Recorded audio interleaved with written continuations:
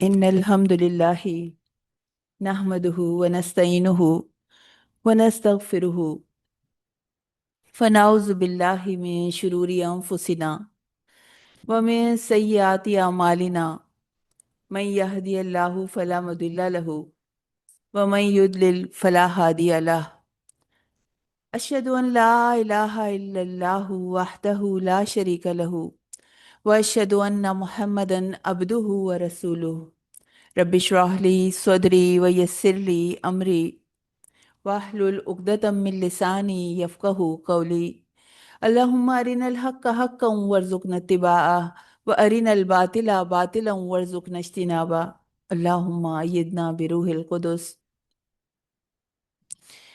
آج ہم تھرڈ پارے سے سٹارٹ کریں گے۔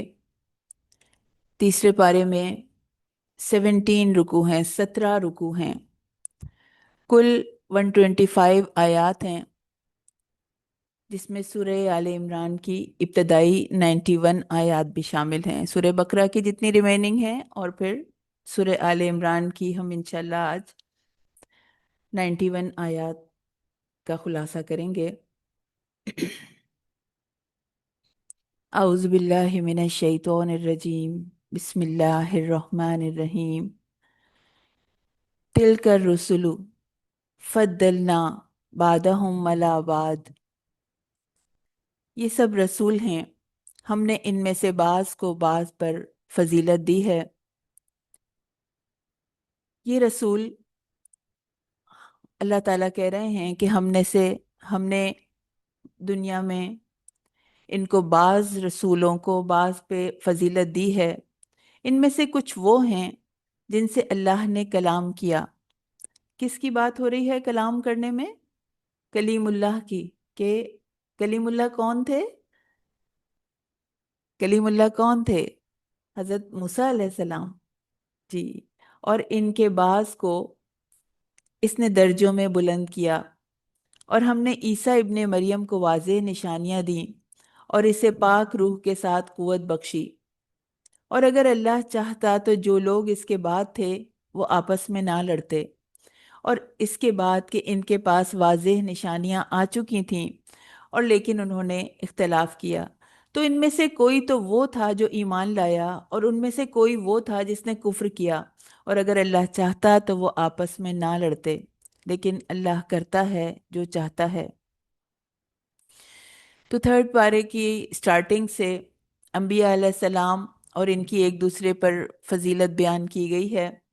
اللہ تعالیٰ نے رسولوں میں سے بعض کو بعض پہ فضیلت بخشی ہے، اور پھر فرمایا کہ ان میں سے بعض کے درجات کو میں نے بلند کیا۔ اس سے ایک خاص شخصیت کی فضیلت بیان کرنا مقصود ہے، نام لینے کی ضرورت نہیں سمجھی گئی، اور وہ ہمارے نبی کریم صلی اللہ علیہ وسلم ہیں۔ اللہ نے امام الانبیاء کو تمام نبیوں پر فضیلت عطا کی۔ آپ صلی اللہ علیہ وسلم کی فضیلت کو ثابت کرنے کے لیے صرف قرآن مجید ہی کافی ہے۔ دوسرے تمام انبیاء علیہ السلام کے معجزات ان کے ساتھ ختم ہو گئے، جبکہ قرآن قیامت تک باقی ہے۔ لیکن اللہ تعالیٰ نے جن کو سب سے افضل بنایا، ان کا کیا طریقہ تھا؟ ان کا طریقہ عاجزی کا تھا، تکبر کا نہیں تھا، کثر نفسی کا تھا، اور انہوں نے منع کیا کہ آپس میں مقابلے بازی نہ کرو، کمپیریزن نہ کرو، اور جو اللہ کے لیے عاجزی اختیار کرے گا اللہ اس کو ضرور بلند کریں گے۔ تو ہمیں یہ پتہ چلا کہ جن کی اللہ نے جو فضیلت دنیا میں ایک بندوں کو دوسرے بندوں پہ دی ہے، تو انسان کو کسی کی فضیلت کو خوش دلی سے قبول کر لینا چاہیے۔ جیسے اللہ تعالیٰ نے شوہر کو بیوی پہ فضیلت دی، ایک درجہ بلند دیا، تو جس کو بھی فضیلت ملی اللہ کی تقسیم سے ناراض نہیں ہونا چاہیے۔ اگر ہم اللہ کی تقسیم سے ناراض ہوتے ہیں تو فتنے میں پڑ جاتے ہیں۔ اور اس دنیا میں کیا ہو رہا ہے؟ ہر کوئی اپنے آپ کو برتر ثابت کرنے کی کوششوں میں لگا ہوا ہے، لیکن اللہ کو یہ بیہیویئر پسند نہیں ہے۔ اللہ تعالیٰ کہتے ہیں اپنے آپ کو اس دوڑ میں نہ الجھاؤ، برتری ثابت کرنے کی دوڑ میں مت الجھاؤ، بلکہ کرنے کا کام کیا ہے؟ کرنے کا کام بتایا جا رہا ہے۔ یا ایھا الذین آمنو، اے لوگو جو ایمان لائے ہو، انفقو، خرچ کرو، مما رزقناکم، جو ہم نے عطا کیا تم کو، جو ہم نے رزق دیا تم کو، اس میں سے خرچ کرو۔ اور رزق ہر وہ نعمت ہوتی ہے جو اللہ تعالیٰ نے ہمیں عطا کی ہے۔ ایمان کے تعلق سے پکارا جا رہا ہے، ایمان والوں کا نام لے کے پکارا جا رہا ہے۔ اور جب بھی قرآن میں ایمان والوں کا نام لے کے پکارا جاتا ہے تو اہم اہم حکم جو ہے وہ ہمیشہ دیا جاتا ہے۔ تو خرچ کرنے کو کہا جا رہا ہے، اپنے پاس سے خرچ نہیں کرنا، وہ جو ہم نے عطا کیا تم کو، جو اللہ نے عطا کیا تم کو، اور اس سے پہلے خرچ کرو، اس دن کے آنے سے پہلے خرچ کرو جس میں نہ کوئی خرید و فروخت ہوگی، اور نہ کوئی دوستی ہوگی، اور نہ کوئی سفارش ہوگی۔ والکافرون هم الظالمون، اور کافر ہی ظالم ہیں۔ تو خرچ کرنے کو کہا جا رہا ہے، صرف مال اس میں شامل نہیں ہے، ہر نعمت کی بات کی جا رہی ہے کہ ہر نعمت کو اللہ سے اٹیچ کر لو، اس میں سے خرچ کر کے اس کو اللہ کے ساتھ اٹیچ کر لو۔ مال بھی خرچ کرو، وقت بھی خرچ کرو، تمہیں اللہ نے انرجی دی ہے اس کو بھی خرچ کرو۔ تو اگر قرآن کو سمجھنے کے لیے انسان اپنے 24 گھنٹوں میں سے 24 آورز سے جتنا خرچ کرتا ہے اس کی پرسنٹیج لکھ لی جاتی ہے کہ اس نے اپنے دیے ہوئے وقت میں سے اتنا وقت اللہ کے ساتھ لگا دیا۔ اور مال میں بھی کچھ مال نہیں ہے، بالفرض ایک کھجور ہے، اور ایک کھجور جو ہے وہ وہ خرچ کر دی، یا اس میں سے آدھی کھجور خود کھا لی۔ ہم حضرت عائشہ رضی اللہ تعالیٰ عنہ کے عمل دیکھتے تھے نا، کہ کچھ بھی نہیں تھا، افطار میں کچھ بھی نہیں تھا، اور صرف ایک کھجور تھی، وہ بھی جو کوئی مانگنے کے لیے آئی تو اس کو دے دی۔ تو یہ جو کھجور تھی، ایک ہی کھجور ملکیت تھی، اور وہ دے دی تو 100% لکھا گیا۔ یہ نہیں ہے کہ آپ جو ہیں آپ کو اس کے لیے 1 کروڑ روپے خرچ کرنے کے لیے کہا جا رہا ہے، بس جو آپ کے پاس ہے آپ کا حساب اس میں سے ہوگا۔ تو اللہ تعالیٰ دیکھیں گے۔ پھر اسی طرح اللہ تعالیٰ نے ذہانت دی ہے، علم دیا ہے، صلاحیت دی ہے، اس کو بھی اللہ کی راہ میں خرچ کرو۔ اللہ نے اولاد دی ہے، اس کو بھی اللہ کی راہ میں خرچ کرو۔ کیسے اولاد کو اللہ کی راہ میں خرچ کریں؟ اس کو اللہ سے ایسوسیٹ کر دیں، اللہ کے کاموں میں لگا دیں، تو وہ بھی صدقہ جاریہ بن جائے گی۔ پھر دوسروں کی خدمت کر سکتے ہیں تو دوسروں کی خدمت کریں، دوسروں کی مدد کر سکتے ہیں تو دوسروں کی مدد کریں۔ یہ بھی اللہ تعالیٰ نے ایک جو صلاحیت دی تھی اس کو دوسروں کی مدد کے لیے جو خرچ کیا، تو وہ بھی اللہ تعالیٰ نے لکھ لیا۔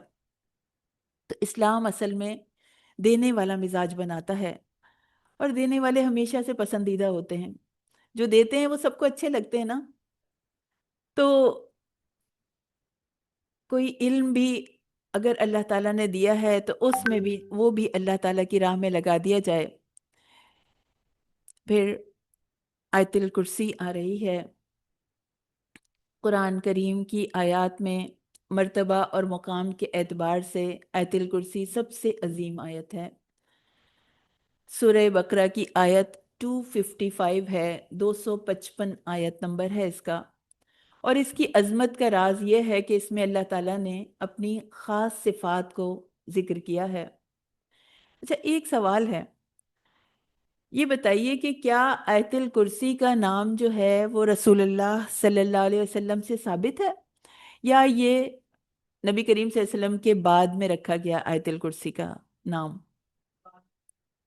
بعد میں رکھا گیا، آپ یہ لوگ کہہ رہے ہیں، لیکن یہ جواب غلط ہے کہ نہیں، یہ نبی کریم صلی اللہ علیہ وسلم سے ثابت ہے۔ یہ نام نبی کریم صلی اللہ علیہ وسلم نے ہمیں بتایا، لیکن حدیث میں آتا ہے رسول اللہ صلی اللہ علیہ وسلم نے فرمایا کہ جو شخص ہر فرض نماز کے بعد آیت الکرسی پڑھے، یعنی انہوں نے خود یہ الفاظ استعمال کیے کہ جو شخص آیت الکرسی پڑھے اسے جنت میں داخلے سے سوائے موت کے اور کوئی چیز نہیں روکے گی۔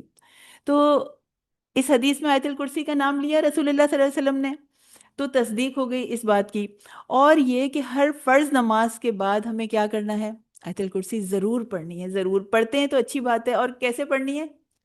سر پہ ہاتھ رکھ کے نہیں پہلے کسی نے پتہ نہیں کہاں سے چلتا آ رہا ہے کہ اس کو جو ہے وہ سر پہ ہاتھ رکھ کے، ایسی کوئی ہمیں اس میں احادیث میں کچھ بھی نہیں ملتا کہ اس کو بس سمپل اس کو پڑھنا ہے۔ چھوٹی سی نیکی ہے، اور بس دعا کریں کہ اللہ تعالیٰ ہمیں یاد کرا دے، اور اس چھوٹی سی نیکی سے بہت بڑی جنت کا اللہ تعالیٰ نے گارنٹی دی ہے۔ پھر قرآن کی سب سے لمبی آیت کون سی ہے؟ آیت دین، آیت 282 جو ہے وہ قرآن کی سب سے لمبی آیت ہے، اور آیت الکرسی جو ہے وہ قرآن کی سب سے عظیم آیت ہے، سب سے عظمت والی آیت ہے۔ اس کی وجہ یہ ہے کہ اس میں اللہ کا تعارف ہے، اللہ کی شان بیان کی گئی ہے، اور آیت الکرسی کا موضوع توحید ہے۔ آیت الکرسی میں اللہ تعالیٰ کا ذکر اور اس کے اسم اور ضمائر کی صورت میں، ضمائر بھی اسم ہوتا ہے نا، اس میں ضمیر بھی اسم ہوتا ہے نا، تو وہ سب آیت الکرسی میں یعنی ضمائر ملا کے اللہ کا نام جو ہے وہ 19 ٹائمز آیا ہے، 19 مرتبہ آیا ہے۔ جیسے یعلم ہے تو اس میں بھی وہ کی ضمیر موجود ہے نا، اللہ کی ضمیر موجود ہے، تو ان کو ملا کے آیت الکرسی میں اللہ کا نام 19 ٹائمز آیا ہے۔ تو شعور کے ساتھ آیت الکرسی کا پڑھنا انسان کو اپنے رب کے آگے جھکا دیتا ہے، اس کا فرما بردار بنا دیتا ہے۔ اللہ لا الہ الا هو الحی القیوم۔ اللہ کے نام کا علماء نے بہت گہرائی سے مطالعہ کیا ہے۔ اللہ کا نام ادا کرنے کے لیے ہونٹوں کو ہلانے کی ضرورت نہیں پڑتی۔ یہ اللہ تعالیٰ کا ایسا نام ہے، ایسا معجزاتی نام ہے، کیونکہ اس میں کوئی نقطہ نہیں ہے۔ یہ حلق کے پچھلے حصے سے ادا کرتے ہیں، بغیر ہونٹوں کو حرکت دیے بھی اللہ کا نام ادا کیا جا سکتا ہے۔ یعنی اگر کوئی شخص اللہ کا ذکر کرنا چاہے اور وہ محفل میں بیٹھا ہوا ہو تو اس کو وہ ایسے بھی ذکر کر سکتا ہے کہ کسی کو پتہ بھی نہ چلے اور وہ اللہ کا ذکر کرتا رہے، وہ اپنے کاموں میں لگا ہوا ہے اور وہ اللہ کا ذکر کرتا رہے۔ اور ظاہر ہے انسان جو ہے وہ یہ نہیں پسند کرتا، ریاکاری نہیں پسند کرتا، تو جو ایسا بھی چاہے اللہ کا نام ویسے بھی لیا جا سکتا ہے۔ حدیث میں آتا ہے کہ اللہ کو اس قدر یاد کرو کہ لوگ تمہیں پاگل سمجھنے لگیں۔ بعض اوقات کبھی لوگ کہتے بھی ہیں نا کہ ہر بات میں ہی بس آپ لوگ اللہ کا نام لیتے ہیں، کہ انشاءاللہ کہہ رہے ہیں، الحمدللہ کہہ رہے ہیں، استغفر اللہ کہہ رہے ہیں، مطلب ہر بات میں کو اللہ سے ایسوسیٹ کرتے ہیں، تو یہ بڑا مرتبہ ہے۔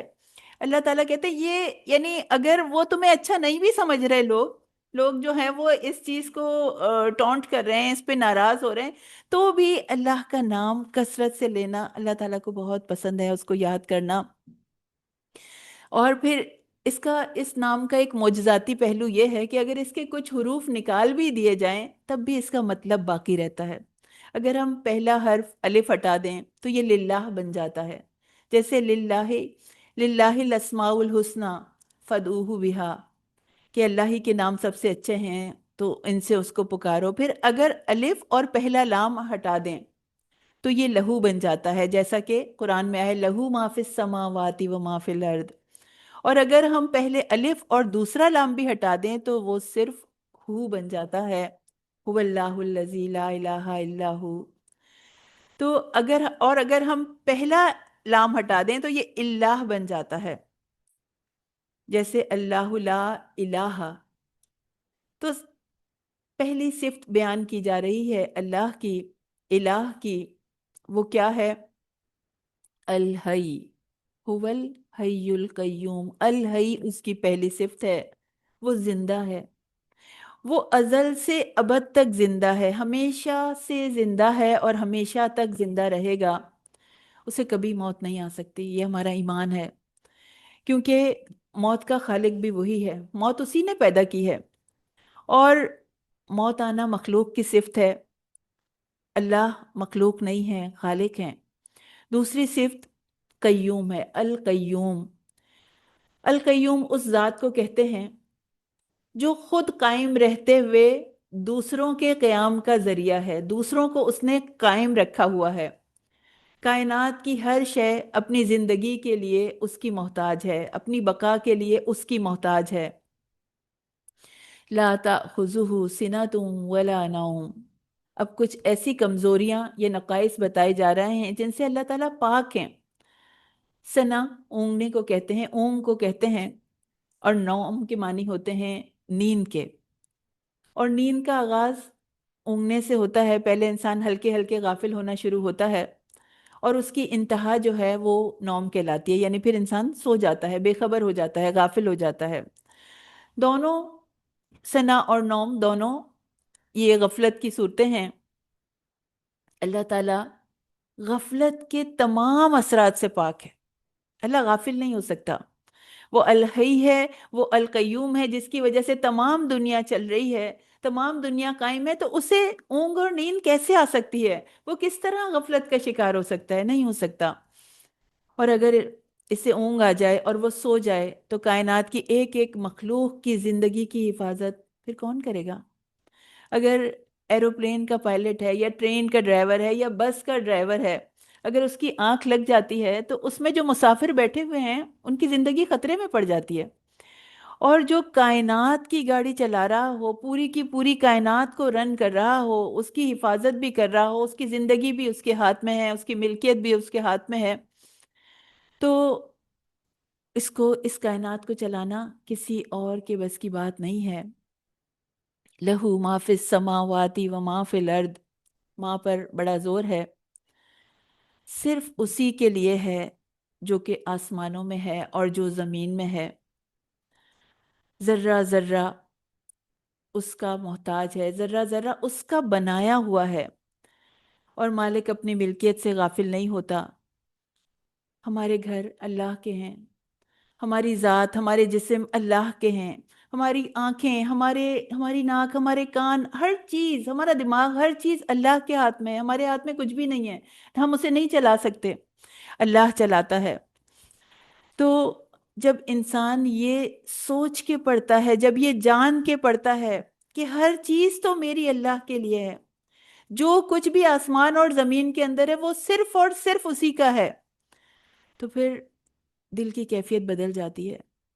جب ہر چیز ہی اللہ تعالیٰ کی ہے، اگر ہماری ہر چیز اللہ تعالیٰ کی ہے تو ہم بھی اپنے رب کے ہو جائیں، ہم بھی اپنے آپ کو اس کے سپرد کر دیں۔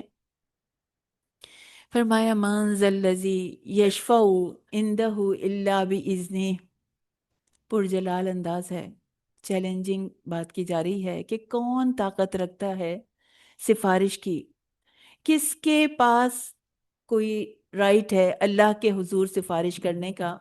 کسی کے پاس کوئی رائٹ نہیں ہے۔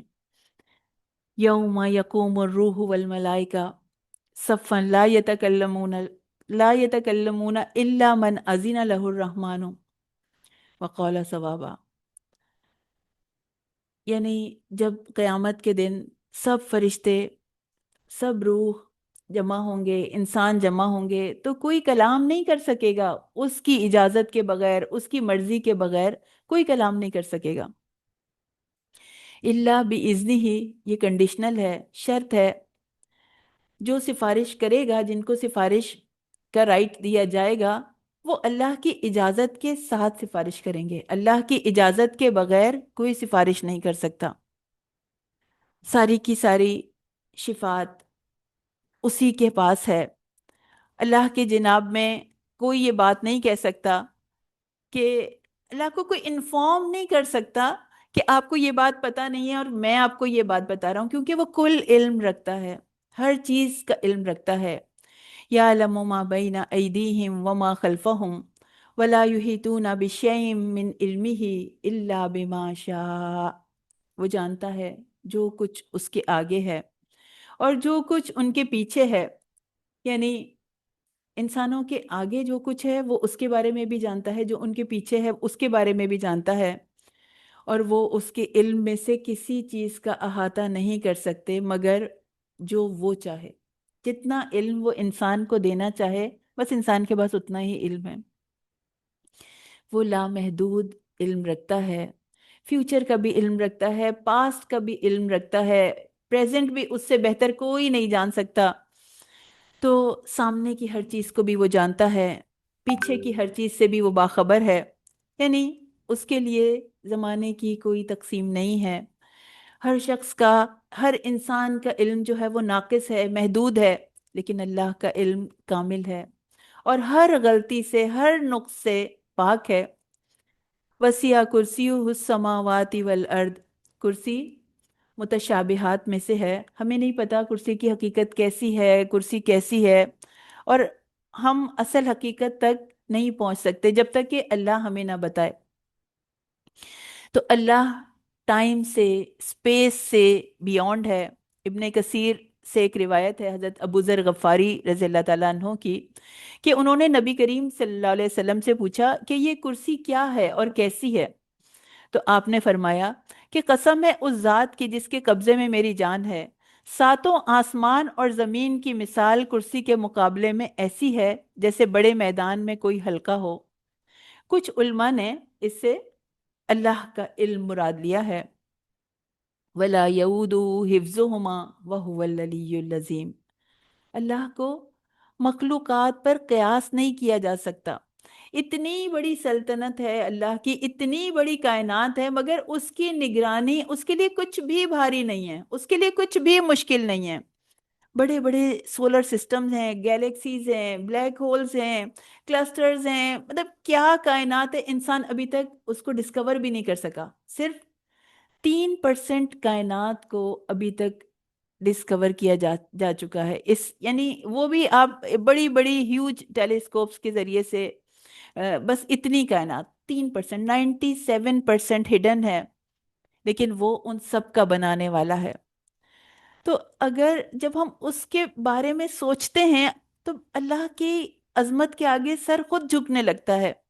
تو جب شعور کے ساتھ ہم آیت الکرسی پڑھتے ہیں تو انسان جو ہے وہ اپنا سر اللہ کے آگے جھکا دیتا ہے، اللہ کا فرما بردار بن جاتا ہے. لا اکراہ فی الدین، دین کے معاملے میں زبردستی نہیں ہے. اس آیت کو بڑا مسکوٹ کیا جاتا ہے کہ ہماری مرضی ہے، ہم نماز پڑھیں یا نہ پڑھیں، ہم نیکیاں کریں یا نہ کریں، ہم کسی کو نقصان پہنچا دیں یا نہ پہنچائیں، یہ ہماری مرضی ہے، ہمارے اوپر ہے. دین میں کوئی زبردستی نہیں ہے. اس آیت کا یہ مطلب نہیں ہے کہ کوئی اس کو اس طرح سے نہیں استعمال کر سکتا. بتائے آیت میں ہے پوری، بے شک ہدایت یقیناً گمراہی سے ممتاز ہو چکی ہے. پھر جو شخص شیطان کو نہ مانے اور اللہ پر ایمان لائے تو اس نے ایک مضبوط حلقہ پکڑ لیا جو ٹوٹنے والا نہیں ہے، اور اللہ سننے والا اور جاننے والا ہے. کسی کو زبردستی مسلمان نہیں بنایا جا سکتا، فورسفلی کسی کو مسلمان نہیں بنایا جا سکتا. لیکن جو مسلمان خود ہوتا ہے، خود سوچ سمجھ کر مسلمان ہوتا ہے، تو وہ یہ سوچ کے کہ اسلام کے کیا قوانین ہیں، وہ اسلام کے دائرے میں آ رہا ہے، یہ سب چیزیں جو ہے وہ سوچ کے دیکھ کے مسلمان ہوتا ہے. اگر زبردستی کسی کو مسلمان کیا جائے گا تو دل میں تو ایمان نہیں آئے گا. صرف ایک ایک جسے کہتے ہیں کہ فزیکل ایک آپ نے اپنا نام کو چینج کر لیا، اس کا کوئی فائدہ نہیں ہے. ایسے اسلام لانے کا کوئی فائدہ نہیں ہے. اسلام قبول کرنے کے لیے اللہ نے کوئی جبر نہیں رکھا، کوئی زبردستی نہیں رکھی.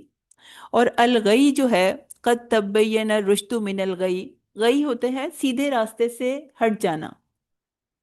یہ غی جو ہے وہ جہالت کے عقیدے کی وجہ سے، غلط عقیدے کی وجہ سے پیدا ہوتی ہے.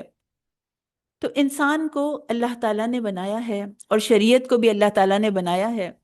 نبی کریم صلی اللہ علیہ وسلم کے زمانے میں، خلافت راشدہ کے زمانے میں کسی کو بھی فورس نہیں کیا گیا، مجبور نہیں کیا گیا کہ تم مسلمان ہو جاؤ. خود سے دل جب بدلتے ہیں تو انسان دین کی طرف آتا ہے. مگر اسلام میں آنے کے بعد اپنی مرضی نہیں ہے کہ اب میں جو چاہے کروں، جو چاہے نہ کروں. آپ سوچئے کہ گورنمنٹ جو ہے وہ قوانین بناتی ہے تو وہ ہم کو فالو کرنے پڑتے ہیں نا. آپ کے بجلی کے بل میں آپ اتنی آوازیں اٹھتی ہیں، اتنا کچھ ہوتا ہے کہ اتنے ٹیکسز لگیں، اتنے ٹیکسز لگیں، تو وہ لیکن ہمیں دینے پڑتے ہیں نا. وہ ہم سے مرضی نہیں پوچھتی ہماری کہ اگر آپ کہتے ہیں تو ہم یہ ہٹا دیتے ہیں. وہ ہم سے ہماری مرضی نہیں پوچھتی. آپ کو ای چلان آپ کو اوپر جب لگتا ہے تو آپ جو ہے وہ آپ کو دینا پڑتا ہے. جی ایس ٹی جو آپ خریدتے ہیں اس پہ اب وہ سب آپ کو دینا پڑتا ہے نا، ہم سے نہیں پوچھا جاتا. تو جب دنیا میں قوانین بنائے جاتے ہیں اور ہماری مرضی نہیں پوچھی جاتی، تو اللہ کے بھی قوانین ہیں. اسلام کے دائرے میں آنا ہے تو پھر ان کو فالو کرنا ہوگا. تو دین دین یعنی دین میں آنے کے لیے، اسلام لانے کے لیے کوئی مجبور نہیں کرے گا، تلوار کی زور پر، گن پوائنٹ پر کسی کو مجبور نہیں کیا جائے گا کہ تم مسلمان ہو جاؤ۔ لیکن جب ہم اسلام لے آتے ہیں تو پھر دنیا کے قوانین کی طرح اسلام کے قوانین میں بھی ہماری رائے نہیں پوچھی جائے گی، ہمیں اللہ کے قوانین کو فالو کرنا ہوگا۔ پھر اللہ تعالیٰ فرماتے ہیں اللہ ولی الذین آمنوا، اور اللہ 256 تھی آیت نمبر، اور اب آیت 257، اللہ ولی الذین آمنوا، اللہ ان لوگوں کا دوست ہے جو ایمان لائے ہیں، یخرجہم من الظلمات الی النور، وہ انہیں اندھیروں سے نکال کر روشنی کی طرف لاتا ہے، الذین کفروا اولیاءہم الطاغوت، اور وہ لوگ جنہوں نے کفر کیا ان کے دوست باطل معبود ہیں، یخرجونہم من النور الی الظلمات، وہ انہیں روشنی سے نکال کر اندھیرے کی طرف لاتے ہیں، یہ لوگ آگ والے ہیں، ہم فیہا خالدون، اور وہ اس میں ہمیشہ رہیں گے۔ پہلی بات جو بتائی جا رہی ہے کہ اللہ سبحانہ و تعالیٰ کی دوستی ایمان والوں کے سوا کسی کو نصیب نہیں ہوتی۔ اللہ ایمان والوں کا دوست ہے، بڑی ڈھارس ہے، اتنا خوبصورت کلمہ ہے۔ جب انسان اپنے آپ کو اکیلا محسوس کرنے لگے، جب انسان لوگوں کا پریشر فیل کرنے لگے، تو خود دہرا لیا کیجئے اللہ ولی الذین آمنوا، اللہ ایمان والوں کا دوست ہے، اللہ ہمیں تنہا نہیں چھوڑے گا۔ اور ولی، دوست، مددگار، رفیق، سپورٹر، پشت پناہ، تو اللہ تعالیٰ ایمان والوں کا دوست ہے اور انہیں کفر کی ظلمتوں سے ایمان کے نور کی طرف لے کے آتا ہے، انہیں گناہوں کے اندھیروں سے نیکی کی روشنی کی طرف لاتا ہے، انہیں برائیوں سے اچھائی کی طرف لاتا ہے۔ جبکہ کافروں کے دوست باطل قوتیں، طاغوت، جو انہیں ایمان کی روشنی سے کفر کے اندھیروں کی طرف لاتے ہیں، دیکھ نہیں سکتے پریکٹسنگ مسلمز کو، کوشش کرتے رہتے ہیں ان کو ڈسٹریکٹ کرنے کی، ان کو مس گائیڈ کرنے کی، ان کو گمراہ کرنے کی، تو یہ لوگ ہمیشہ ہمیشہ کے لیے جہنم میں رہیں گے اور جہنم کا ایندھن بنیں گے۔ اور یہ جو اللہ سے دوستی ہے، اس کی بنیاد کیا ہے، اس کی بیس کیا ہے؟ ایمان، ایمان ہے نا، ایمان والوں کو ملے گی نا اللہ کی دوستی، تو اس کی بیس دیکھی جائے گی۔ تو ہمیں یہ غور کرنا ہے کہ ہمیں اللہ کی دوستی جس بنیاد پہ ملی ہے، جس بیس پہ ملی ہے، ایمان، وہ کس حال میں ہے ہمارے دلوں میں، ہمارے ایمان کی کیا حالت ہے، کیا اسٹیٹس ہے اس کا؟ کسی بوسیدہ کپڑے کی مانند وہ پڑا ہوا ہے یا وہ تر و تازہ ہے؟ تو ایمان کے فیول کو جب انسان بڑھاتا ہے، انکریز کرتا ہے، تو پھر نیکی کرنے کی طاقت ملتی ہے۔ تو اگر ایمان کو بڑھائیں گے تو اللہ کی رفاقت ملے گی۔ تو ہمیں کیا کرنا ہے؟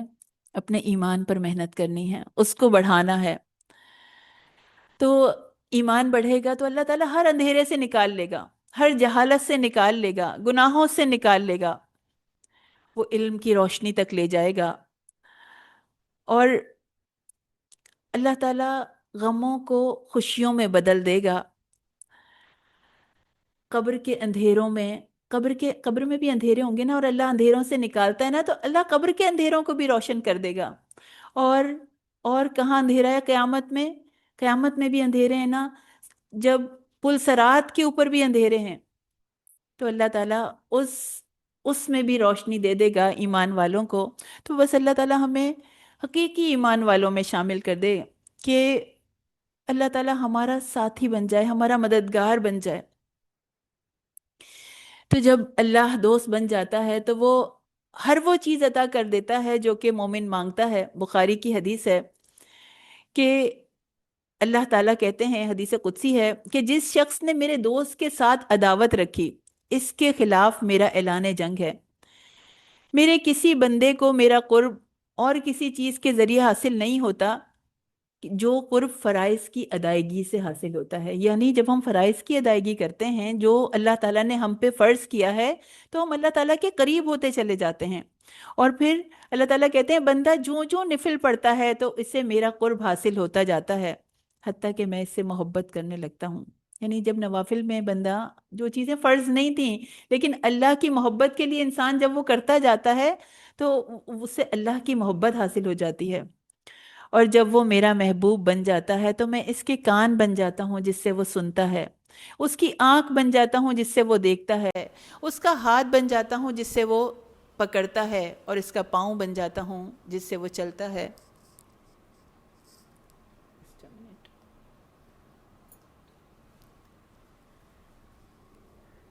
نیہا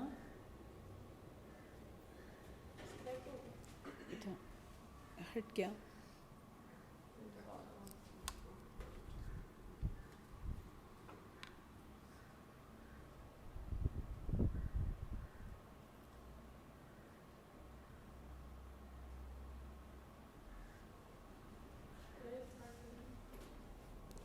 دوبارہ سے پریزنٹیشن.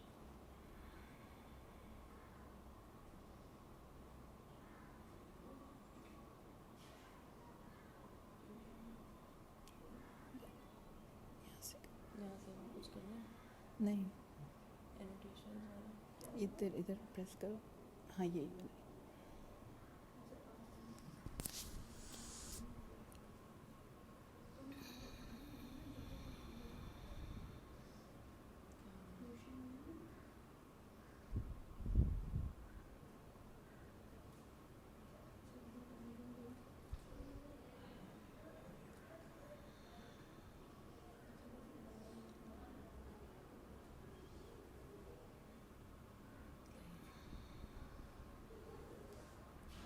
صحیح.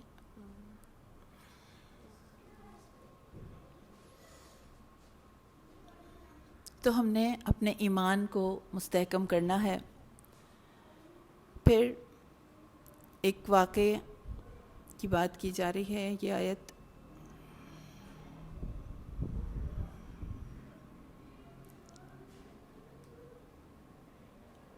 سلائیڈ آگے نہیں جا رہی ہے، پلیز چیک کیجیے گا. سلائیڈ آگے نہیں جا رہی ہے. آیت 258 ایک واقعہ بیان کیا جا رہا ہے. کیا تم نے اس شخص کو نہیں دیکھا جس نے ابراہیم علیہ السلام سے اس کے رب کے بارے میں جھگڑا کیا، اس لیے کہ اللہ نے اسے حکومت دی تھی؟ جب ابراہیم علیہ السلام نے کہا کہ میرا رب وہ ہے جو زندگی بخشتا ہے اور موت دیتا ہے، اس نے کہا میں زندگی بخشتا اور موت دیتا ہوں. ابراہیم علیہ السلام نے کہا کہ پھر اللہ تو سورج کو مشرق سے لاتا ہے، پس تو اسے مغرب سے لے آ. تو وہ جس نے کفر کیا تھا حیرت زدہ رہ گیا، اور اللہ ظالم لوگوں کو ہدایت نہیں دیتا.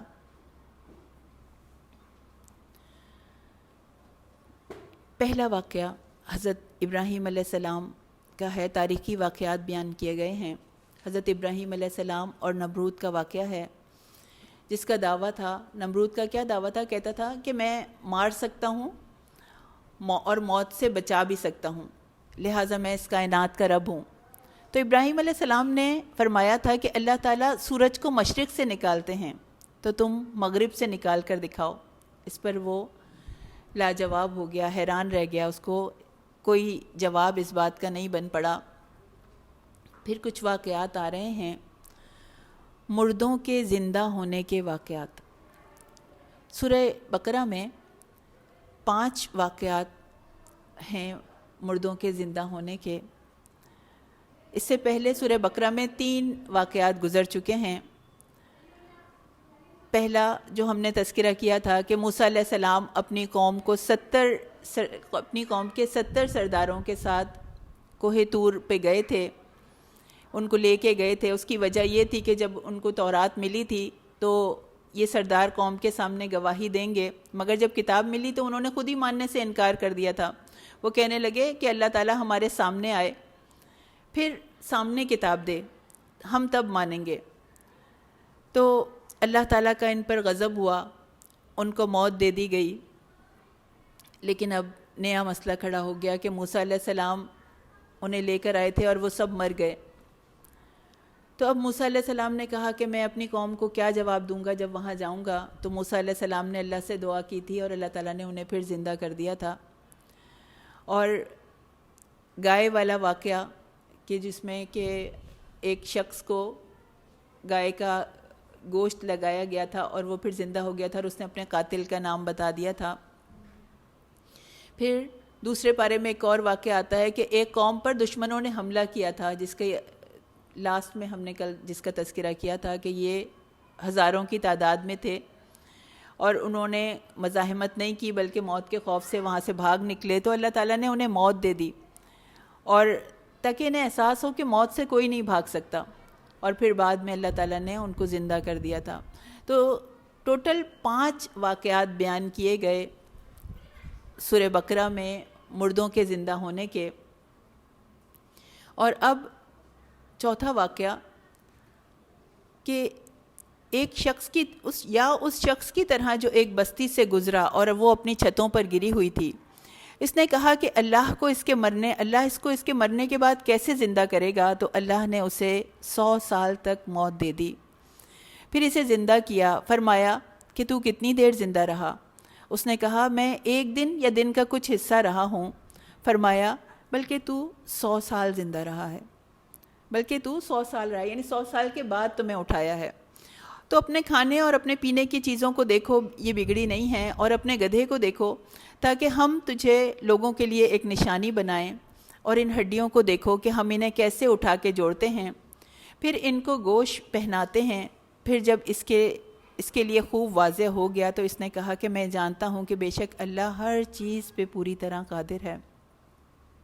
یعنی جب وہ ویران بستی سے گزرے تو وہاں پر لوگوں کی لاشیں اور ہڈیاں پڑی ہوئی تھیں. تو انہوں نے اللہ تعالیٰ سے کہا کہ اللہ تعالیٰ اس بستی کو کیسے اللہ زندہ کرے گا؟ تو اللہ تعالیٰ نے ان کو اور ان کی سواری کو بھی موت دے دی. پھر 100 سال کے بعد انہیں زندہ کیا. اور پھر جو ہے وہ اللہ تعالیٰ نے ان سے سوال کیا کہ دیکھو یہ اپنے گدھے کو دیکھو، اور یہ کہ کھانے پینے کی چیزیں خراب نہیں ہوئی تھیں. کھانے پینے کی چیز کتنی دیر میں خراب ہو جاتی ہے؟ بہت زیادہ کوئی چل جاتی ہوگی، 2-3 دن چل جاتی ہوگی. وہ خراب نہیں ہوئی.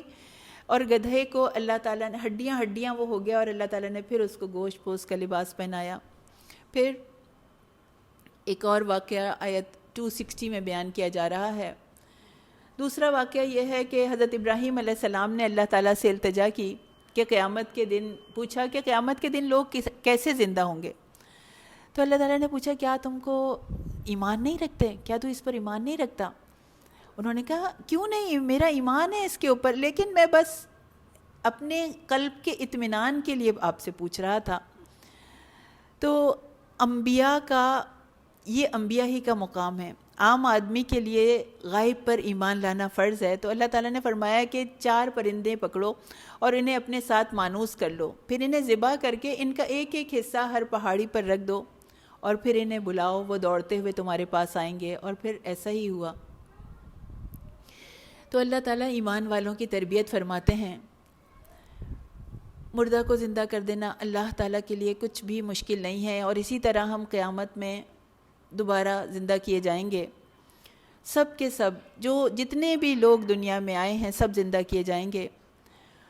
جب اللہ کے حضور حاضری کا پکا یقین ہوتا ہے نا، تب انسان کا عمل بدلتا ہے. جب انسان ہر اپنے عمل کے بارے میں سوچتا ہے نا کہ اس عمل کے بارے میں اللہ مجھ سے پوچھے گا، وہ پوچھے گا تم نے کیوں کیا تھا ایسا، کیوں کسی کو تکلیف دی تھی، کیوں کسی کو کوئی ایسا جملہ کہا جس سے اسے اذیت پہنچی.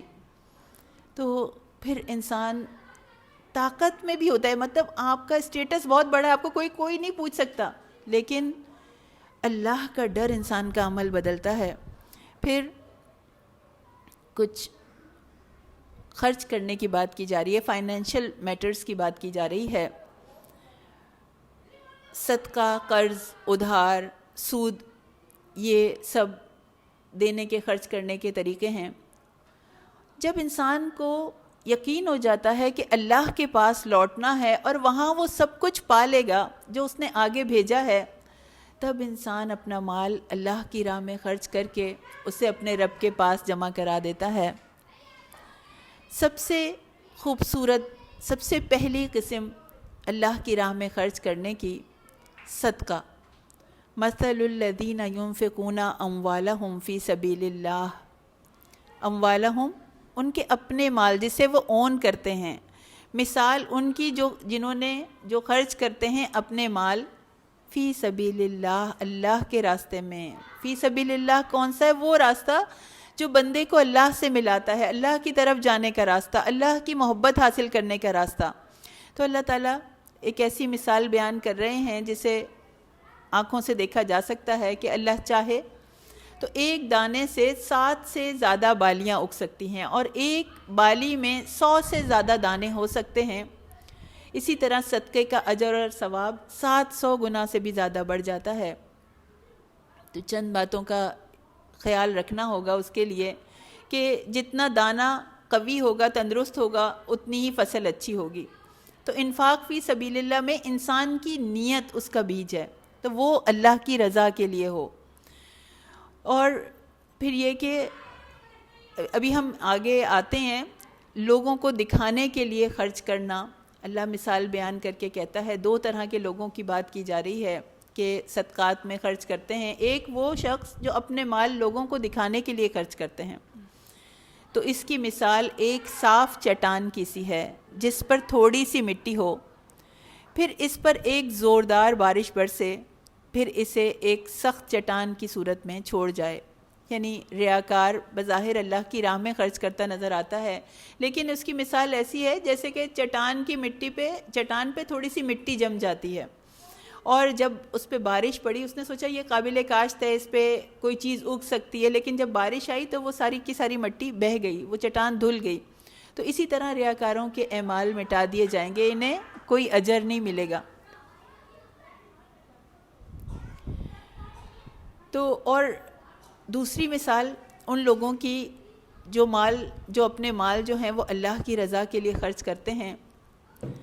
تو اس باغ کی مثال ایسی ہے جیسے جو کسی اونچی جگہ پر ہو، اگر اس پر زور کی بارش ہو تو دوسرے باغوں سے دگنا پھل دے، اور اگر زور کی بارش نہ ہو تو بھی ہلکی بارش ہی کافی ہے۔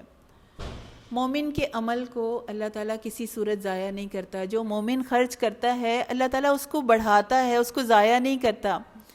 اللہ تعالیٰ اس کا بہت زیادہ اجر عطا فرمائے گا، کیونکہ مومن کا عمل ضائع نہیں ہوتا۔ پھر فرمایا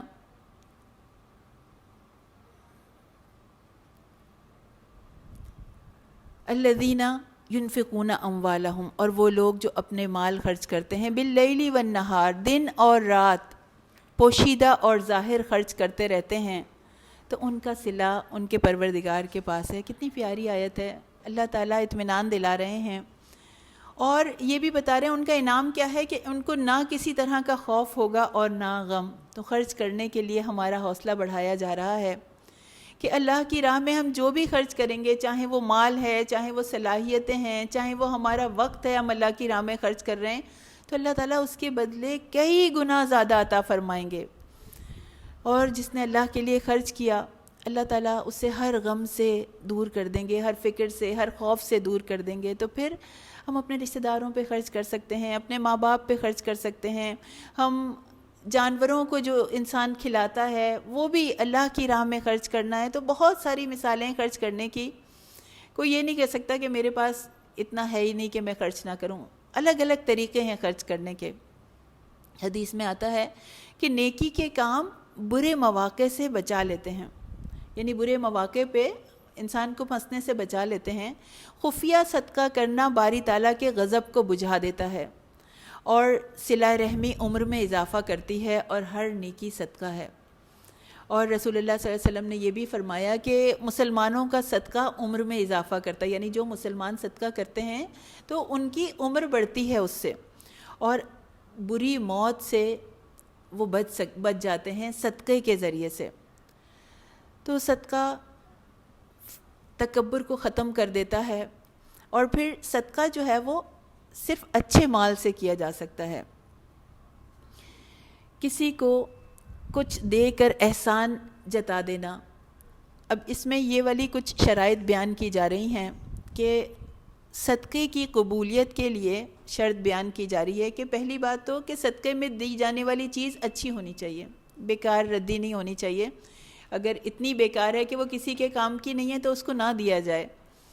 ابو ذر بیان کرتے ہیں رضی اللہ تعالیٰ عنہ کہ رسول اللہ صلی اللہ علیہ وسلم نے فرمایا کہ 3 آدمی ایسے ہیں کہ اللہ تعالیٰ ان سے قیامت کے دن کلام نہیں کرے گا، نہ ان کی طرف دیکھے گا، نہ انہیں پاک کرے گا، ان کے لیے عذاب علیم ہے. تو ابو ذر رضی اللہ تعالیٰ عنہ نے پوچھا یہ لوگ تو ناکام ہو گئے، یہ کون لوگ ہیں، انہوں نے کیا کیا ہے؟ تو آپ نے فرمایا کہ کپڑا لٹکانے والا، یعنی مردوں کے بارے میں بات کی جا رہی ہے کہ جو اپنے کپڑے نیچے تک لٹکاتے ہیں. احسان جتانے والا، یعنی کسی کو دے کر احسان نہ جتایا جائے، اور جھوٹی قسم کے ساتھ اپنا مال فروخت کرنے والا. یہ حدیث مسلم میں روایت کی گئی ہے. پھر اب خرچ کرنے کی دوسری قسم کے بارے میں بات ہو رہی ہے، سود کی بات کی جا رہی ہے. یا ایھا الذین آمنوا اتقوا اللہ، اے لوگو جو ایمان لائے ہو اللہ سے ڈرو، اور اگر ایمان رکھتے ہو تو جتنا سود باقی رہ گیا ہے اس کو چھوڑ دو. ربا زیادتی یا اضافے کو کہتے ہیں. سود کا مطلب ہوتا ہے کالا، جیسے اسود سے جی کچھ علماء یہ کہتے ہیں کیونکہ یہ منع کیا گیا ہے، جیسے ہم جب چل رہے ہوں تو پیچھے ایک کپڑا لٹکتا ہوا آ رہا ہو تو یہ پسندیدہ نہیں ہے اسلام میں، تو یہ اس کے لیے بھی ہے. تو اردو میں ربا کو سود کہتے ہیں. ناپاک گندا مال، بلیک منی جسے کہتے ہیں. سود وہ قرض ہے جو ایک خاص مدت کے لیے کسی کو دیا جائے اور اس کے ساتھ یہ شرط ہو کہ جب قرض دار اس کی اصل رقم لوٹائے گا تو اس میں ایک فکسڈ اماؤنٹ اس کو دینی ہوگی. تو یہ جو ہے یہ سود ہے. تو اگر تم مومن ہو تو تمہارا جو سود لوگوں کے ذمے ہے اس کو چھوڑ دو. پتہ یہ چلا کہ سود اور ایمان دونوں ایک ساتھ جمع نہیں ہو سکتے. اور جب یہ آیت نازل ہوئی تھی تو نبی کریم صلی اللہ علیہ وسلم نے تمام سود باطل قرار دے دیے تھے. حجۃ الوداع کے موقع پہ اللہ تعالیٰ نے کہہ دیا تھا، اور سب سے پہلے انہوں نے کہا تھا کہ میں سارے سود باطل قرار دیتا ہوں، اور سب سے پہلا سود جو میں باطل قرار دیتا ہوں وہ ہمارے سودوں میں سے یعنی عباس بن عبد المطلب رضی اللہ تعالیٰ عنہ کا سود ہے، اور وہ پورے کا پورا چھوڑ دیا گیا. یہ مسلم میں حدیث ہے. سود کے بارے میں آیت بہت، یہ ایسی آیت، ایسا غصہ، ایسا غضب کسی اور چیز کے لیے نہیں آیا کہ اگر ایسا نہیں کرو گے تو اللہ اور اس کے رسول کی طرف سے جنگ کے لیے خبردار ہو جاؤ، اور اگر توبہ کر لو گے تو تم کو اپنی اصل رقم لینے کا حق ہے، نہ تم ظلم کرو، نہ تم پر ظلم کیا جائے گا. یعنی اگر سود نہیں چھوڑا تو اللہ اور اس کے رسول کی طرف سے اعلان جنگ ہے، اس بات سے تم آگاہ ہو جاؤ. یہ وعید ہے. کسی اور جرم میں کے بارے میں اتنے واضح الفاظ میں وعید نہیں آئی ہے. اور پھر قرض کی بات کی جا رہی ہے کہ قرض میں مہلت دینا بہت پسندیدہ ہے، کہ اگر قرض لینے والا تنگ دست ہو تو اس کی وسعت تک مہلت دو، اور اگر یعنی جو زر قرض ہے یعنی جو اصل رقم ہے اگر تم بخش ہی دو تو تمہارے لیے اور زیادہ اچھا ہے، بشرطے کہ تم سمجھو.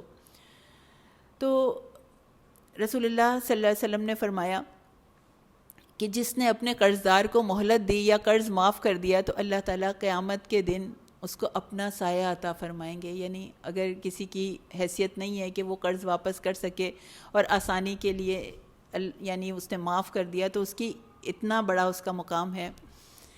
پھر اب آیت دین آ رہی ہے، لین دین کے احکامات کے بارے میں. طویل ترین یہ آیت ہے، آیت دین اس کا نام ہے. آیت 282 ہے.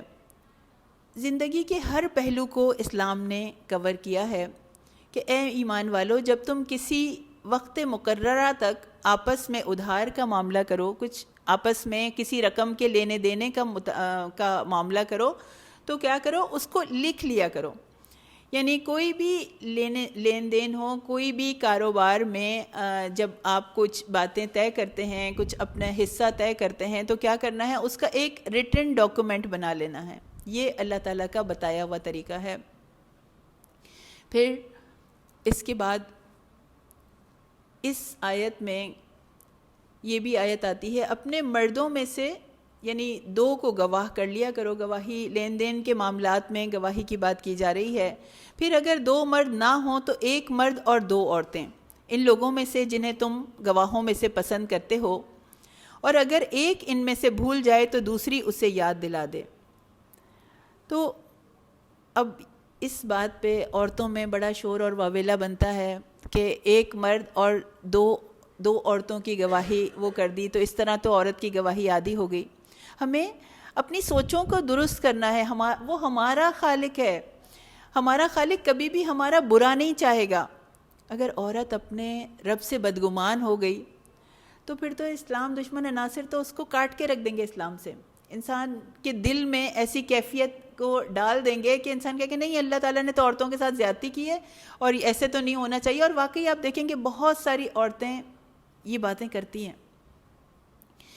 تو اللہ تعالیٰ، آپ یہ سوچئے، اللہ تعالیٰ نے فرمایا اپنے مردوں میں سے 2 آدمیوں کو اس پر گواہ کر لو، ٹھیک ہے۔ اب اللہ کو کیا 1 مرد پہ بھروسہ نہیں ہے کہ اللہ تعالیٰ کہہ رہے ہیں کہ دوسرا مرد بھی کر لو؟ تو یہ اللہ کا قانون ہے۔ اللہ تعالیٰ مرد اس طرح نہیں سوچتے کہ وہ اس بات پہ ہنگامہ کرنا شروع کر دیں کہ 2 مردوں کو کیوں کہا، 1 ہی مرد کو کہتے۔ تو وہ اس میں کوئی ناراضگی کی بات نہیں ہے، یہ اللہ کا حکم ہے۔ عورتیں بھڑکانے میں آ جاتی ہیں، دوسروں کے بھڑکانے میں، اور یہ مالی معاملات کی بات کی جا رہی ہے، کاروبار کی بات کی جا رہی ہے، تجارت کی بات کی جا رہی ہے، قرضوں کے لین دین کی بات کی جا رہی ہے، اور اس میں عموماً عورتوں کا انٹرسٹ جو ہے وہ کم ہوتا ہے، تو اس لیے بھول چوک کا خطرہ رہتا ہے۔ تو یہ کہا کہ دوسری عورت اس کی سپورٹ کے لیے ہے، وہ اگر بھول جائے تو اسے یاد دلا دے۔ اور ہمارے عدالتی معاملات کتنے سخت ہوتے ہیں کہ عورتیں اگر وہاں پہ جائیں تو پریشان ہو جائیں گی۔ اللہ تعالیٰ نے کہا کہ اگر 1 عورت بھول جائے، یعنی اس کی سپورٹ کے لیے وہ اس کو یاد دلا دے۔ تو ہم نے قرآن کو کفار کی نظر سے نہیں دیکھنا۔ عورتوں، یہ جو میتھمیٹیکل اسکلز ہوتی ہیں، یہ عورتوں کا اتنا فیلڈ ہوتی نہیں ہے۔ عورتوں کی زیادہ تر لینگویج اسکل اچھی ہوتی ہیں۔ جب عورتیں قرآن پڑھتی ہیں، سمجھ کے پڑھتی ہیں، تو پھر اپنے رب سے بدگمان نہیں رہ سکتی۔ تو یہ ہر گواہی کی بات نہیں کی جا رہی ہے، بلکہ فائنینشیل میٹرز کی بات کی جا رہی ہے، مالی معاملات کی بات کی جا رہی ہے۔ لیان کے مسئلے میں 1 عورت کی گواہی کافی ہے، اور ولادت کے مسئلے میں 1 عورت کی گواہی کافی ہے، رضاعت کے مسئلے میں 1 عورت کی گواہی کافی ہے، نسب کے معاملے میں 1 عورت کی گواہی کافی ہے۔ تو اللہ تعالیٰ ہمارے بارے میں بہتر سمجھتے ہیں۔ جہاں اللہ تعالیٰ نے ہمیں جو حکم دیا، سمعنا و اطعنا، کوئی کوسچن نہیں۔ پھر سورہ بقرہ کی آخری آیات آ رہی ہیں، آمن الرسول بما انزل الیہ من ربہ والمؤمنون۔ سورہ بقرہ کی آخری 2 آیات بڑی عظیم ہیں، بہت فضائل والی ہیں۔ نبی کریم صلی اللہ علیہ وسلم نے فرمایا تھا کہ سورہ بقرہ کی آخری آیات مجھے عرش عظیم کے نیچے سے جو خزانہ ہے اس سے عطا کی گئیں، اور یہ وہ انعام ہے جو کہ کسی نبی کو نہیں عطا کیا گیا۔ رسول اللہ صلی اللہ علیہ وسلم نے فرمایا تھا کہ تم خاص طور پر ان آیات کو سیکھو، اپنی عورتوں اور بچوں کو سکھاؤ، اور یہ بھی فرمایا کہ جو شخص رات کو سورہ بقرہ کی 2 آخری آیات پڑھ دے گا تو وہ اس کے لیے کافی ہو جائیں گی۔ تو ہمیں جو ہے وہ کوشش کرنی ہے کہ رات کو سوتے وقت ضرور ان آیات کو پڑھ لیں۔ بتایا گیا کہ آسمان اور زمین کے اندر سب کچھ اللہ کی ملکیت ہے۔ اللہ کے نازل کردہ قرآن پر رسول اور مومنین سب کا ایمان ہے، اللہ پر، فرشتوں پر، آسمانی کتابوں پر، اور تمام انبیاء پہ، رسولوں پہ بلا تفریق ایمان لانا ضروری ہے، یہ ہمارے ایمان کا حصہ ہے۔ لا یکلف اللہ نفسا الا وسعها، اللہ کسی جان کو تکلیف نہیں دیتا مگر اس کی گنجائش کے مطابق، اور اسی کے لیے ہے جو اس نے نیکی کمائی، اور اسی کے لیے ہے، اسی پر ہے جو اس نے گناہ کمایا۔ تو اللہ تعالیٰ انسانی وسعت سے زیادہ بوجھ نہیں ڈالتے۔ شریعت کے جتنے احکام ہیں وہ انسانی وسعت کے اندر ہیں، اس کی انسان کی قدرت کے اندر ہیں۔ تو ہر شخص کا جو عمل ہے اس کو اپنے برے اور بھلے عمل کا نتیجہ بھگتنا ہے۔ تو اس لیے اللہ تعالیٰ سے درخواست کی جا رہی ہے کہ اے ہمارے رب، ہمیں دعا کرنا سکھایا جا رہا ہے کہ اے ہمارے رب، ہماری غلطی اور کمی پر ہماری گرفت نہیں فرمائیے گا، ہماری طاقت سے زیادہ ہم پر بوجھ نہیں ڈالیے گا، ہم پہ ایسی ذمہ داریاں نہیں ڈالیے گا جو ہم نہ کر سکیں، ہمارے ساتھ عفو درگزر کا معاملہ فرمائیے گا، رحم فرمائیے گا، اور آپ ہی ہمارے مولا ہیں، کافروں کے مقابلے میں ہماری مدد فرمائیے۔ سورہ آل عمران قرآن کریم کی طویل ترین صورتوں میں سے ہے۔ سورہ بقرہ کے بعد سورہ آل عمران طویل سورہ ہے، سب سے بڑی سورہ ہے، مدنی ہے یہ سورہ، 200 آیات اور 20 رکوع پر مشتمل ہے۔ آل کے معنی ہوتے ہیں بیوی بچے یا ماننے والے۔ عمران جو ہے وہ حضرت مریم کے والد کا نام عمران تھا، یعنی حضرت عیسیٰ اور حضرت یحییٰ کے نانا کا نام جو ہے وہ عمران تھا۔ سورہ آل عمران کی پہلی آیت ہے، هو الذی انزل علیک الکتاب منہ آیات محکمات، وہی تو ہے جس نے تم پر کتاب نازل کی جس کی بعض آیتیں محکم ہیں اور وہی اصل کتاب ہے، اور بعض متشابہ ہیں۔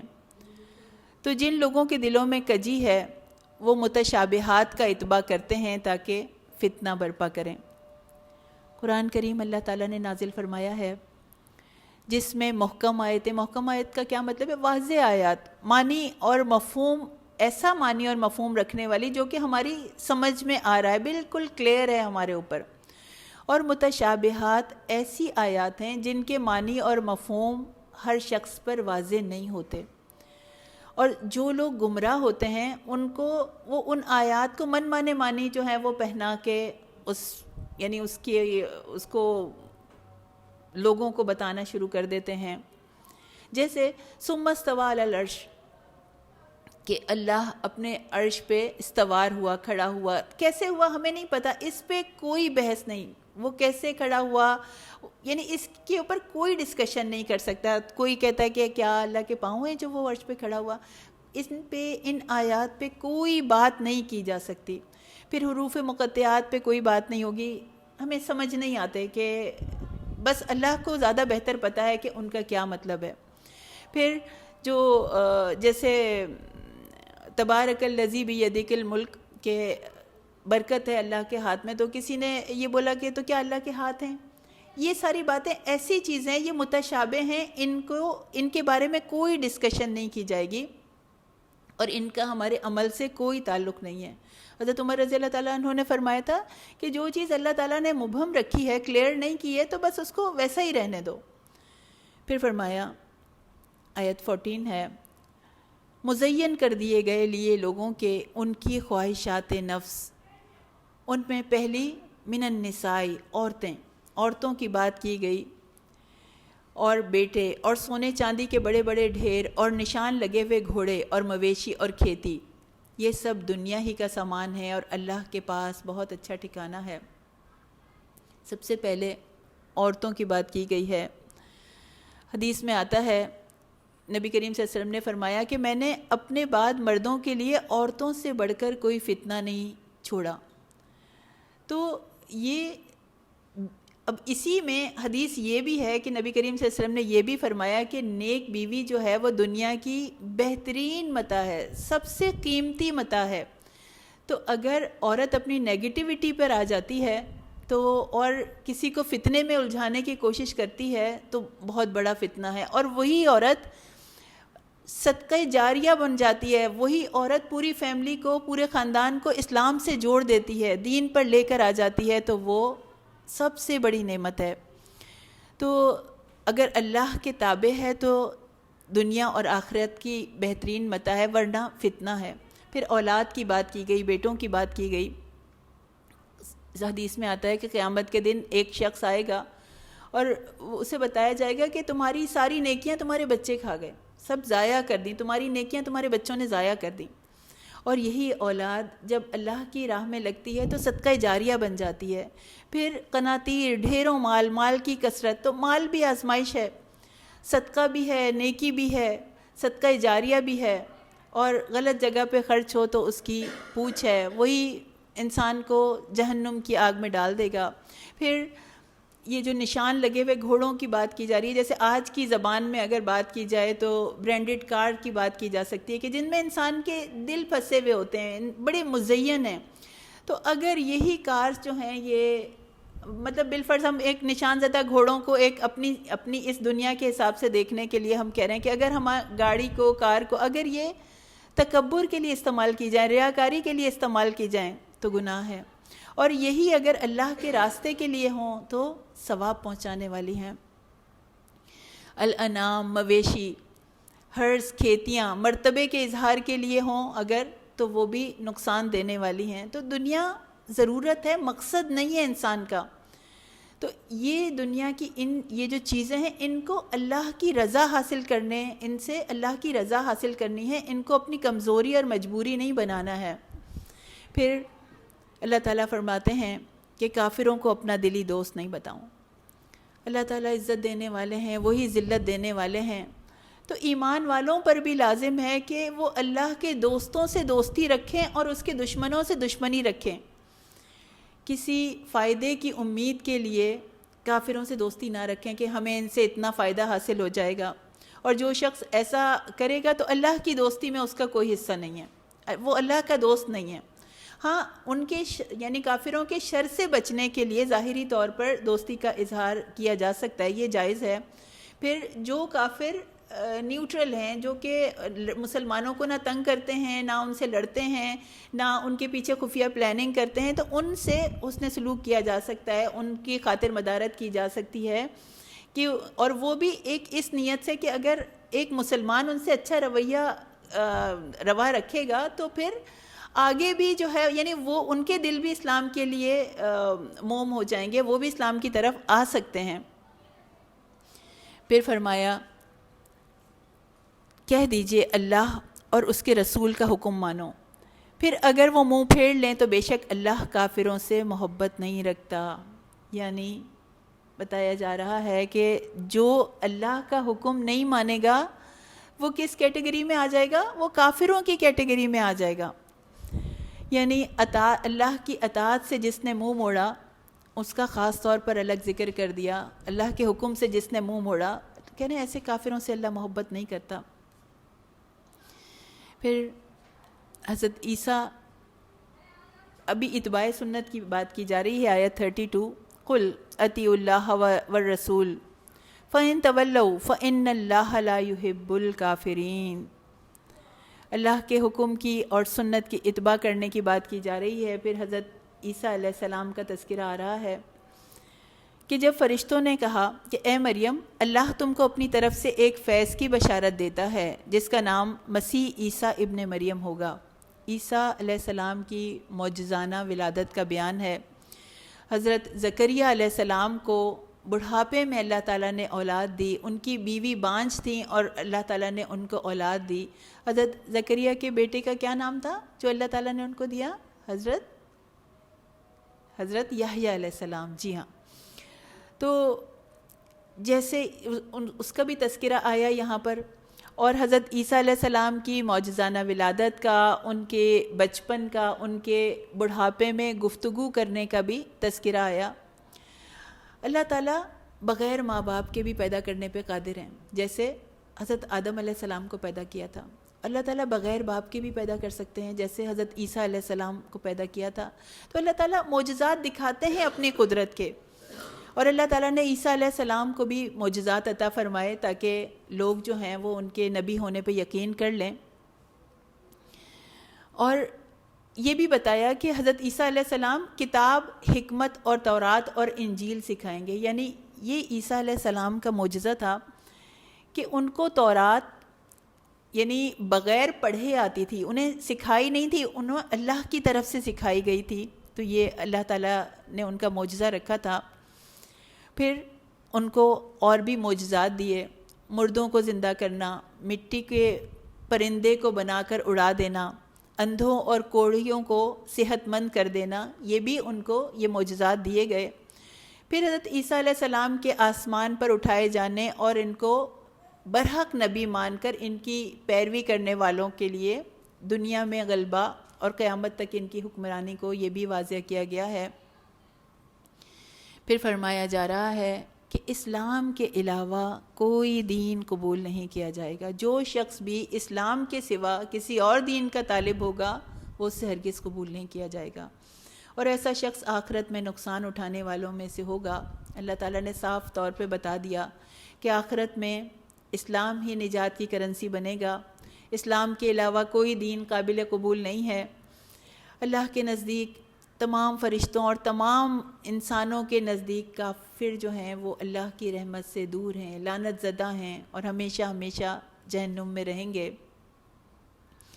اور اگر ایک مرتبہ اسلام قبول کرنے کے بعد مرتد ہو گئے تو پھر وہ لوگ سراسر ظالم ہیں، بدبخت ہیں۔ اللہ ان لوگوں کو کیسے ہدایت دے گا جنہوں نے اپنے ایمان کے بعد کفر کیا اور انہوں نے شہادت دی؟ انہوں نے تو یہ شہادت دی تھی نا کہ یقیناً یہ رسول سچا ہے، اور لیکن اس کے بعد پھر گئے۔ تو ایسے لوگوں کو راہ ہدایت دکھانا، اللہ ان کو ہدایت نہیں دکھاتا، اللہ کا یہ قانون نہیں ہے۔ اس سے یہ پتہ چلتا ہے کہ جو مرتد شخص ہوتا ہے وہ کافر سے زیادہ بڑا مجرم ہوتا ہے، لیکن اللہ تعالیٰ نے ایک ایکسیپشن یہ رکھی کہ اگر وہ توبہ کر لے، جن لوگوں نے اس کے بعد توبہ کی اور اصلاح کر لی تو یقیناً اللہ بے حد بخشنے والا اور نہایت مہربان ہے۔ اگر مشرک جو ہے وہ صدق دل سے توبہ کر لے اور دوبارہ اسلام لے آئے تو اللہ تعالیٰ اس کی پچھلی غلطی کو معاف فرما دیتے ہیں۔ ابن عباس رضی اللہ تعالیٰ عنہ نے فرمایا تھا کہ انصار میں ایک آدمی اسلام لانے کے بعد مرتد ہو گیا تھا اور مشرکوں سے جا ملا تھا، اور پھر پشیمان ہوا، پھر بہت نادم ہوا، تو اس نے اپنے قبیلے کے لوگوں سے کہلا بھیجا کہ رسول اللہ صلی اللہ علیہ وسلم سے میرے بارے میں پوچھو کہ کیا میری توبہ قبول ہو سکتی ہے؟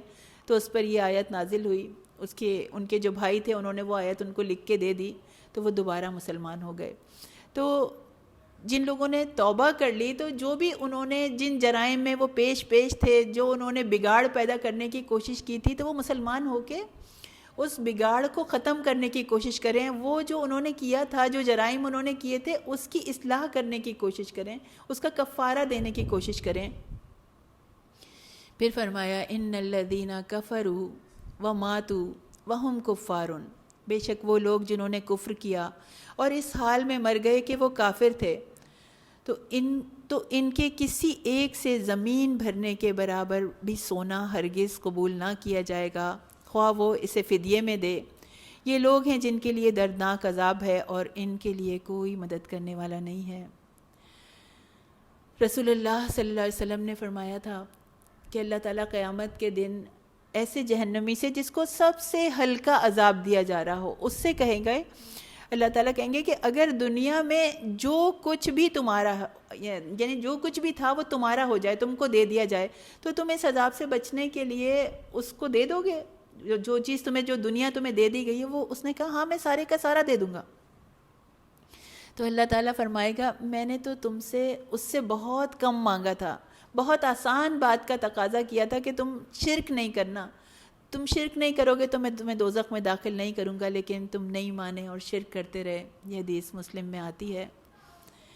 اللہ تعالیٰ ہمیں نیک راستے پہ چلنے والا بنا دے، صراط مستقیم پہ چلنے والا بنا دے، اور کفر کو ہمارے اندر سے نکال دے، چاہے وہ عملی کفر ہو، چاہے وہ زبانی کفر ہو، ایسی ہر چیز کو نکال دے۔ سبحانک اللہم و بحمدک، اشہد ان لا الہ الا انت، استغفرک و اتوب الیک۔ سبحان ربک رب العزت عما یصفون وسلام علی المرسلین والحمد للہ رب العالمین۔ السلام علیکم ورحمۃ اللہ وبرکاتہ۔